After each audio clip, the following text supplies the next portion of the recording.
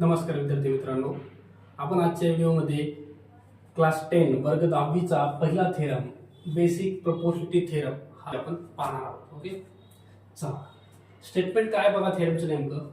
If a line parallel to a side of a triangle, जर एखादी line तुमची ट्रायंगलमध्ये ट्रायंगलच्या एका साइडला पॅरलल असेल, बघा हा तुमचा ट्रायंगल आहे.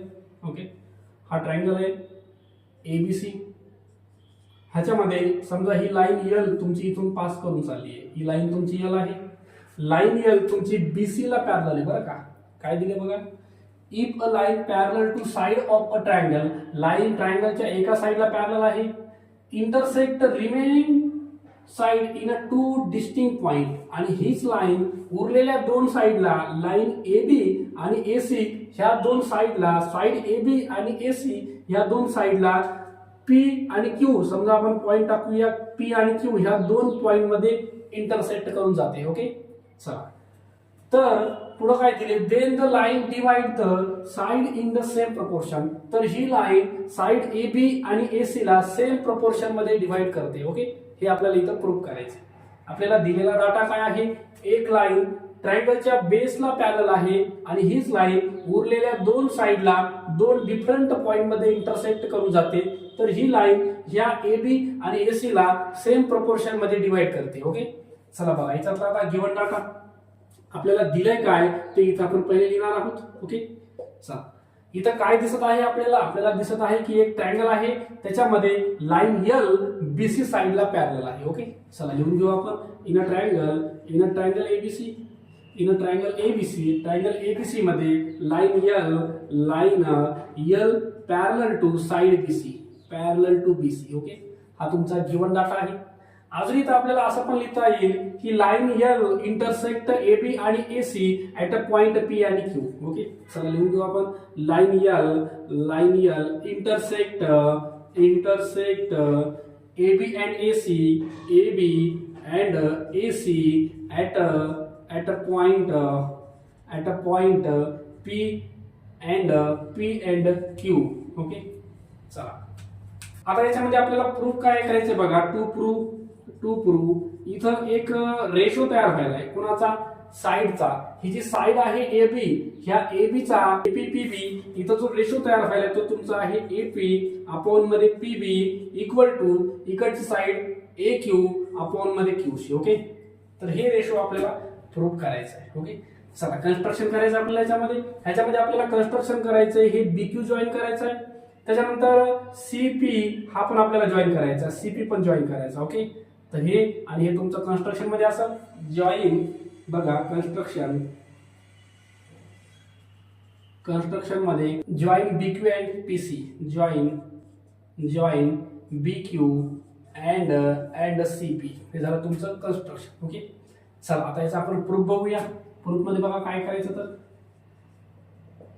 सर्वात पहिले मी ह्याच्यामध्ये ट्रायंगल ए पी क्यू हा जो ट्रायंगल आहे हा वाला, हा वरचा ट्रायंगल, आणि ह्याच्यासोबत हा जो ट्रायंगल याच्यासोबत मी घेतोय ट्रायंगल बी पी क्यू हा जो ट्रायंगल आहे का हा वाला घेतोय मी, हा वाला. ओके, हा एक आणि हा दुसरा ट्रायंगल. हे जे दोन ट्रायंगल आहेत, ह्या दोन ट्रायंगल मध्ये तुमची हाईट सेम आहे. बरं, हाईट म्हणजे तुमची पी क्यू हाईट नाही बरं का. हाईट म्हणजे ह्या जे बेस आहे, बेस पासून परपेंडिक्युलर डिस्टन्स, म्हणजे हे या ठिकाणी आपलं तयार होईल परपेंडिक्युलर डिस्टन्स. ओके, तर या दोघांमध्ये तुमची हाईट जी आहे का ती सेम आहे, सेम. मग आपल्याला असं लिहिता येईल. इन अ ट्रायंगल पहिला आहे A P Q and second triangle आहे B P Q have equal height. Okay, तर ह्या दोन ट्रायंगल मध्ये हाईट इक्वल आहे.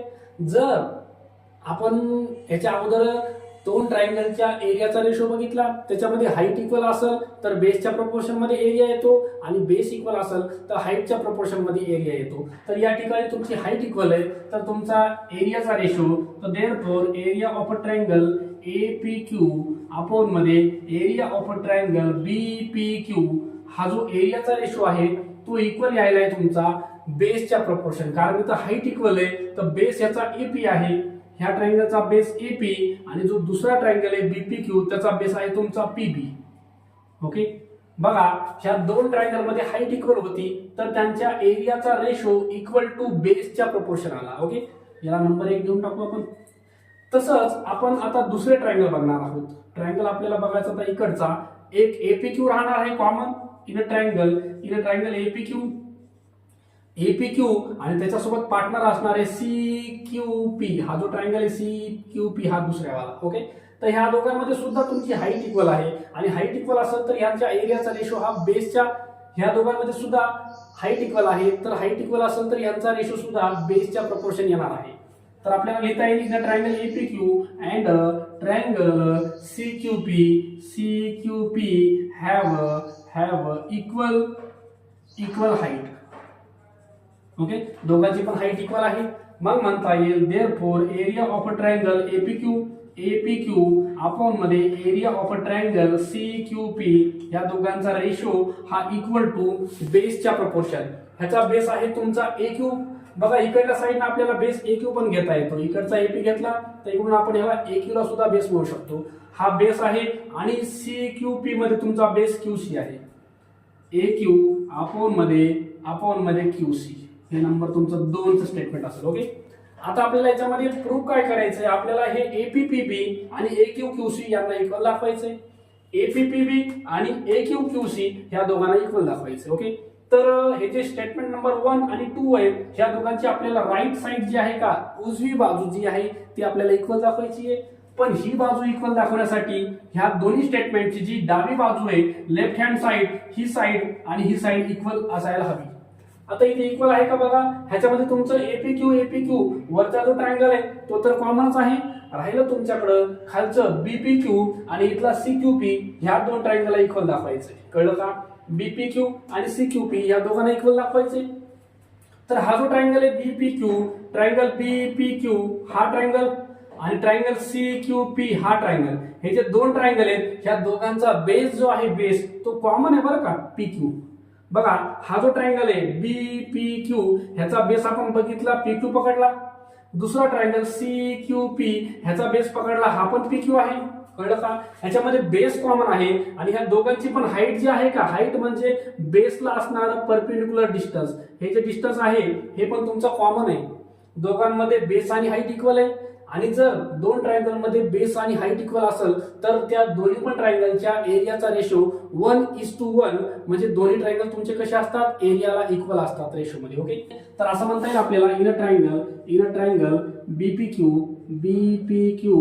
And triangle CQP have equal height and base. या दोघांमध्ये हाईट आणि बेस कसा आहे तुमचा इक्वल आहे. जर ह्या दोन ट्रायंगल मध्ये हाईट आणि बेस इक्वल असेल तर आपल्याला असं म्हणता येतं therefore area of a triangle BPQ ह्याचा area equal to area of a triangle CQP आहे. म्हणजे जर दोन ट्रायंगल मध्ये हाईट आणि बेस इक्वल असेल तर त्या दोघांचा एरियाचा रेशो कसा येतो, एरियाचा रेशो इज इक्वल टू 1/1 येतो. म्हणजे सरळ त्यांचे एरिया इक्वल येतात. हे तुमचं नंबर 3चं स्टेटमेंट आहे.